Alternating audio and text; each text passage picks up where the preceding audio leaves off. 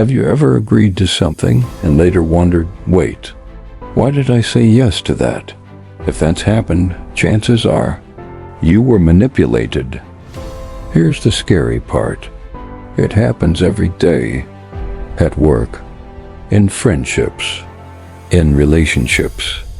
Most of the time, without being noticed. Today, I'm breaking down 7 of the most powerful psychological manipulation techniques so you can spot them fast and never get played again. Number 1, the foot in the door technique. It starts small, a harmless favor. Can you sign this? Got a minute? Can I borrow a pen? You say yes. No big deal. Then comes a bigger ask, and you're more likely to agree because your brain wants to stay consistent with that first yes. That's why free trials turn into subscriptions. Remember this, small yes sets up a bigger yes. Pause before the second ask. Number 2, gaslighting. This isn't just lying. It's reality twisting. They deny what happened. They twist your words. They make you doubt your memory, your feelings, even your sanity. You're overreacting. You're too sensitive. That never happened. Over time, you start trusting them more than yourself. Here's your anchor. If you repeatedly leave conversations feeling confused, guilty, or crazy, that's not you. That's manipulation. Number 3, the scarcity effect. Only 2 left. Offer ends tonight. Last chance. When something feels rare, our brains panic. We value it more. We rush decisions. People use this too. If you don't do this, I'm gone. Others would love your spot. Scarcity creates urgency. Urgency clouds judgment. Breathe. Step back. Ask, would I still choose this without the countdown? Number 4, love bombing.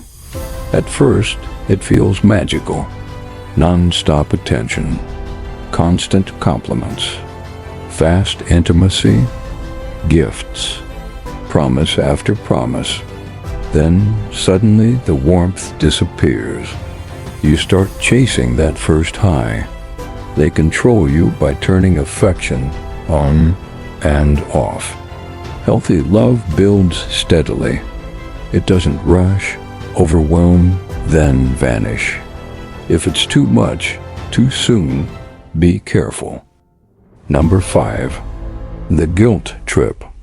After everything I've done for you, if you really cared, they don't ask directly. They weaponize your kindness. You don't want to hurt them, so you say yes. But love doesn't demand guilt to get its way. Try this line, I care about you, and I'm not comfortable doing that. Then stay quiet. Let the silence hold your boundary. Number 6, the silent treatment. Silence can heal, but this silence is punishment. They withdraw, ignore, withhold attention. You feel anxious and start chasing their approval. That's the trap. Healthy space says, I need time, I'll be back at 6. Manipulative silence says nothing and makes you suffer. If silence is used to control, name it or step back. Number 7, the door in the face technique. They start with something huge. You say no. Then they compromise with a smaller request, the one they wanted all along. Can you lend me 500? No? Okay, at least 50. Suddenly, 50 feels reasonable. Before agreeing, ask, if they hadn't asked the big thing first, would this still feel okay? Now, how do you protect yourself? First, Pause. Urgency is a red flag. Breathe. Decide later. Second, notice patterns. If you repeatedly feel confused, guilty, or pressured, that's information. Third, set clear boundaries. Short, calm, firm. I'm not available for that. I'll think about it and get back to you. I don't accept being spoken to that way.